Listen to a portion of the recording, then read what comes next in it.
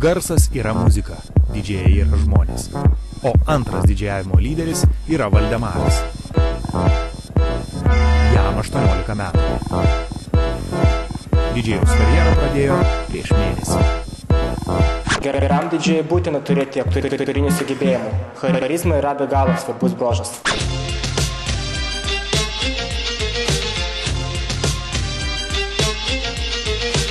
Būtina patikrinti techniką. Nėra nieko blogiau už tylą vakarėlių vidury.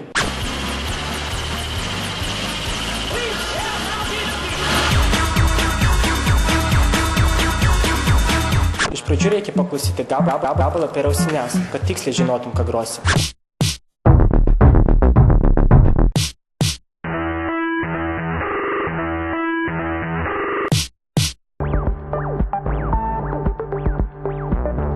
Grojant turi naudoti efektus, nes vien tik monotoniška muzika šiais laikais nieko nenustebins.